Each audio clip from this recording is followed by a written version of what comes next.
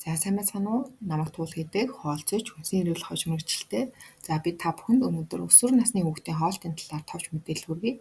За өсвөр насны хүүхдийн биеийн хоолтын онцлогийн хувьд ерөөдөө биеийн өсөлт хөгжилд маш эрчимтэй явж идэг. За тухайлбал насанд хүрэх үеийн биеийн жингийн 50%, биеийн өндрийн 20% нь 13-аас 18 наснд бүрлэж идэг.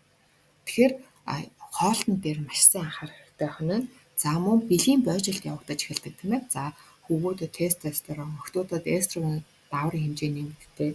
За ясны эрдэсжилт, ясны урт огцом нэмэгддэг. Тийм болохоор кальц гэх мэт эрдсээр баялаг сүт цагаатны хэрэглээ хангалттай байх хэрэгтэй. За илчлэгийн хэрэгцээ бас өсвөр насны хүүхдүүдэд илүү хамгийн их байж идэг. Тэгэхээр хоолны хэмжээ бас хангалттай байх хэрэгтэй байна. За тэгвэл хэрхэн хооллох хэрэгтэй вэ? Тэгэхээр за нэгдүгээрт нь ус маш сайн уух хэрэгтэй. Усны хэрэглээ хангалттай байх хэрэгтэй. За яагаад гэхээр биеийн хоолтын бодисын солилцоо усан орчинд явагдаж идэг. Тийм болохоор усны хэрэглээ хангалтгүй байснаар бодисын солилцоо хэвэн явагдах нөхцөл бүрдэхгүй байна. За хоёрт нь өглөөний цайг тогтмол заавал уух хэрэгтэй. Өглөөний цай ууснаар өсөлт хөгжилт хэвэн явагдах нь байна. Тархины үйл ажиллагаа, сэтгэн бодох, ой тогтоолт, за сурах чадвар сайн байх боломжтой. За дархлаа сайн байх боломжтой. За олон нэр төрлийн хүнс хэрэглэнэ. Олон төрлийн хүнс хэрэглэснээр бүхий шаардлагатай шим төвцүүдийг авах боломжтой болдог. За тэгээ өдөрт 4-5 удаа хоолгоно нь өглөө өдөр оройн хоолыг заавал идэнэ. За тэгээ дундуур нь 1-2 удаагийн 100 шид хэрэглэж болно. За тэгээ сүт цагаатыг хангалттай хэрэглэснээр нөгөө ясны уралт эрсдэлтийг хангах боломжтой. За эрүүл бус хүнснээс татгалзна. За ус уухтаа яаж уух вэ гэхээр өглөө босонгууд өлөө илгэн дээр 1-2 аяга халуун бүлээн ус ууна. За тэгээ усыг тайвнаар шимж уух хэрэгтэй. За тэгээ хоолноос 30 минутын өмнө хоолно эцснээс 1 цагийн дараа ус ууснаар яг нэг хоол боловсруулах фермент шүүртүүдийг хэвийн үйл ажиллагааг явуулах боломж өгслийг бүрдүүлж өгч идэг. За тэгээ өдрийн туршид 8-10 аяга ус уух нь байна. За тэгээ орой аль болох 9 цагаас хойш ус уухгүй байхад анхаарах хэрэгтэй. Ингэснээр бөөрийн үйл ажиллагааг дэмжих боломжтой байж идэг. За тэгээ усны ач холбогдол маш их байж идэг тийм ээ. За төвчрөл үүсгээс сэргийлнэ, эрүүл жинтэй байхад туслана, эрүүл арьстай байхад туслана, бие махбодоос хортой нийтлүүдийг зайлуулна гэх мэт маш олон дэлхийн ач холбогдолтой байдаг. За дараагийн дугаарт өглөөний цайг тогтмол уух ёстой. За өглөөний цайг тогтмол ууснаар тархины үйл ажиллагааг дэмжинэ. Яагаад тэгэхээр өглөөний цай нь яг шүнжэнгөө амарсан бие махбодыг гол илчлэгээр хангаж өгч идэг зүйл тийм ээ. За тэгснээр тархины үйл ажиллагааг сайжруулах нь байна. За бодисын солилцоог өрчимжүүлнэ. За тэгээд илчлэг энерги авсан бие махбод ачлын бүтээмж сайн байх боломжтой тийм ээ. За тэгээд ой тогтоолт, сурах, сэтгэн бодох чадвар сайжирна. Яг л тархины гол тэжээл маань өглөөний цай болж өгч идэг тийм ээ. За тэгээд эрүүл жинтэй байхад туслана. Яг тэгэхээр нөгөө өглөөний цай уухгүй гарснаар янз янзын юм юу таарснаа идэх гэдэг хүүхдүүд ялангуяа. За тэгээд эрүүл бус хүнс, чихэрлэг амтан чихэрлэг хүнс идэх гэдэг. Тэгэхээр өглөөний цай ууснаар нөгөө тэр хүнс хэрэглэхгүй байх нөхцөл бүрддэг байна. За тэгээд чихрийн шижин, зүрх судасны өвчин гэх мэт халдварын бус өвчнөөс сэргийлэх боломжтой болдог. За тэгвэл өглөөний цай уухгүй байснаар яах вэ гэхээр нэгдүгээр гидсний гөрөлзөх хөдөл удааширдаг байна. Ингэснээр өтгөн хатдаг. За тэгээд цус өтгөрдөг. Яагаад тэгэхээр өглөөний цайгаар орж ирсэн өөх тосыг ингээ боловсруулахаа шимдүүлэх гээд цусны хүүдэд хуримтлагдаад байж хаад өглөөний цай уухгүй байх юм бол хуримтлагцаар агаад өтгөрөөд цусны шууд уусдаг байна. За тэгээ ажлын бүтээмж буурдаг, ядардаг, нөгөө шаардлагатай шимпэд зэлчилгээ авч чадахгүй болохоор ядарна тийм ээ. Ажлын бүтээмж буурна. За тэгээд ой тогтоолт, сурах, сэтгэн бодох чадвар муудна. Тэгэхээр заавал өглөөний цайг уулгах нь байна. За тэгээд чихрийн шижин өвчин тусах эрсдэлтэй байдаг байна. Яагаад тэгэхээр өдөр оройн хоол их идэх. За тэгээд дундуур нь янз янзын нөгөө чихэрлэг амтан чихэрлэг хүнс идэх гэдэг учраас цусны сахар их хэлбэлцснээр чихрийн шижин өвчин үүсэх эрсдэлтэй болдог байна. За дараа нь аль болох олон нэр төрлийн хүнс хэрэглэх хэрэгтэй. За яагаад тэгэхээр нөгөө яг бүх шаардлагатай шимп бодисуудыг бүгднийг агуулсан төгс хүнс гэж байдаггүй учраас олон нэр төрлийн хүнс хэрэглэснээр хүүхдэд шаардлагатай бүхий шимп бодисуудыг өгөх боломжтой. За тэгээд өсвөр үеийнхний зөв хоолтын юм гэр зөвлөмж гэж байдаг. Энэ гэр зөвлөмжөд ерөөдөө өдөрт хэрэглэх шаардлагатай хэрэглэх хэрэгтэй 6 бүлэг хүнсийг ингээ харуулсан байж дээ. За жишээлбэл үр тариа, будаа, гурил хурдан бүтээгдэхүүн, хоёрт нь хүнсний ногоо, гуравт нь жимс жимсэн. За тэгээд сүт цагаан эдээ, уур буюу махан бүтээгдэхүүн. За тэгээд тос гэсэн ийм 6 бүлэг хүнсийг заавал хэрэглэх хэрэгтэй. За тэгээд гэрийн тооны хэсэгт одоо хязгаартай хэрэглэх буюу одоо 7-2-оос илүү одоо хэрэглэж болохгүй хүнсийг заасан байдаг. За жишээлбэл чихэрлэг амтан, чихэрлэг хүнс, их тосон шарсан хүнсний бүтээгдэхүүн, түргэн хоол гэх мэт хүнс энэ бүлэгт багтдаг. За тэгээд өдөрт 5 грамаас бага давс хэрэглэх нь усны хэрэглээ 8 аяга байх нь байна. За тэгээд хэрэглэх хэмжээг нэгжээр илэрхийлсэн байдаг. За тэгээд нэг чинь ямар эдийн эрийн ямар хүнстэй тэнцэх юм бэ гэдгийг энэ зөвлөмждөр ерөөдөө заагаад өгсөн байдаг. За жишээлбэл хүүхэд ерөөдөө өдөрт 5-1 жимс хүнсний ногоо хэрэглэх ёстой гэж заасан байна. 5-1 жимс хүнсний ногоо нь ерөөдөө 400 грамтай тэнцдэг. За тэгвэл жишээлбэл одоо 2-1 жимс нь хэрэглэх ёстой гэж зөвлөсөн байдаг бол за 2-1 яаж хэрэглэх юм бэ гэх юм бол нэг ширхэг алим идлэхэд л 2-1. Нэг ширхэг гадил идлэхэд л 2-1. Маш амархан байгааз. Гэх мэтлэн ингээд энэ одоо гэр зөвлөмжийг хараад ойлгоод одоо өдөрт хэрэглэх одоо хүнсний бүтээгдэхүүнээ одоо хэрэглэх боломжтой байдаг.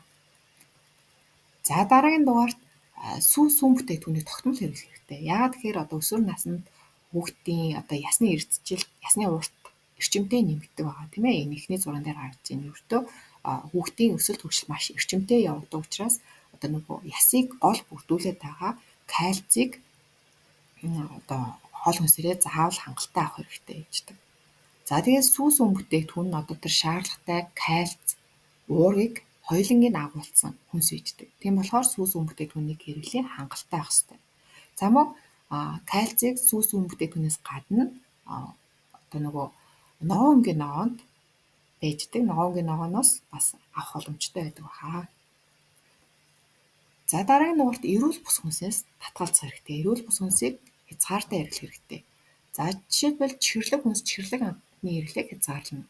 Яагаад тэгэхээр чихэрлэг хүнс нь за нэгдүгээрт нь хоосон илчлэг үүсгэдэг. Хоосон илчлэг гэдэг нь юу вэ гэхээр одоо хүний биеийн хадад зөвхөн илчлэг өгөөд байдаг, энгийн нүүрс ус өгөөд байдаг, тос өгөөд байдаг.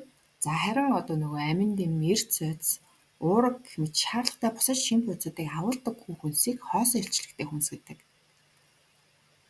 За тэгэхээр яг одоо нөгөө илчлэгийг аваад байдаг, энгийн нүүрс усыг аваад байдаг, бусад шинж бодисуудыг нь авч чаддгүй байх нь шүү дээ. За тэгээд одоо нөгөө хоолны туршил муудаг. Яагаад тэгэхээр хүн өдөрт тодорхой хэмжээгээр нэг илчлэг авах хэрэгтэй тийм ээ. За тэр илчлэгээ чихэрлэг хүнс, чихэрлэг амтнаас авах юм бол илчлэгийн хэрэгцээг хангагдсанаар эргээд хоол идэх туршилт болчдөг. За ингээ хоолны туршил нь муудаад тах юм бол бусад шинж бодисуудыг авч чадахгүй байх юм бол дархлаас улирдаг байна. За ингээд илчлэгийг одоо ингээд хоол хүнснээс болон одоо бусад одоо чихэрлэг хүнс, чихэрлэг амтнаас аваад тахаар илчлэгийн илүүдэл нь хүний бие өөх тосгол чурмлагдсанаар тархалт үүсдэг байгаа. За тэгээд шүдний өвчлөл үүсгэнэ. За тэгээд чихэрлэг хүнс, чихэрлэг амтнаас бид нар ерөөдөө маш их сахарыг авч байгаа тийм ээ. Ерөн сахарын хэрэглэж болох хэмжээ нь 6 цайны алба буюу 25 грамаас бага байхыг зөвлөдөг байгаа. За тэгээд 6 цайны албыг ингээд хэрэглэж болох юм байна гэд хэрэглээд байна, хэрэглэж болно гэд хэрэгэл гэсэн үг бол биш.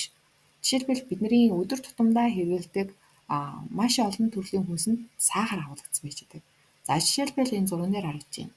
330 мл чихэрлэг цайнд гэтэл 5.5 халбаг сахар агуулгадаг байна. За 330 мл чихэрлэг тарганд гэхэд 7 халбаг сахар агуулгадаг байна. Гэх мэтчлэн сахарын агуулмж ихтэй маш их хүнсний бүтээгдэхүүн байждаг. За чихэрлэг хүнс, чихэрлэг амтнаас гадна хоол амтлагч нь байж байгаа. За кетчуп нь байдаг гэх мэтчлэн маш их хүнс сахар агуулдаг байгаа. За дараагийн дугаарт одоо түргэн хоол, бэлэн гомон, чипс гэх мэт эрүүл бус хүнснээс татгалзах хэрэгтэй. Эдгээр хүнс нь одоо транс тос, хансан тос, давс, за хүнсний нэмэлт бодисуудын агуулмж маш ихтэй байж байгаа. За тэгээд тархалт үүсгдэг, донтолт үүсгдэг, гид содоодны эмгэг үүсгдэг, за халдварын бус өвчин, чихрийн шижин, зүрх судасны өвчин гэх мэт өвчлүүд үүсгдэг, хорт хавдарч үүсгдэг. За жишээлбэл одоо чипсэн дээр ярил л да.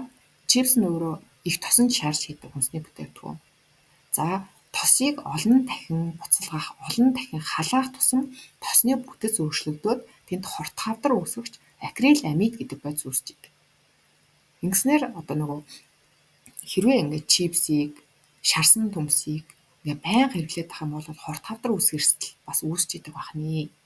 Тэгэхээр энэ дээр анхаарах хэрэгтэй байна. Аль болох эдгээр эрүүл бус хүнсний хэрэглэнээс татгалзах хэрэгтэй байна.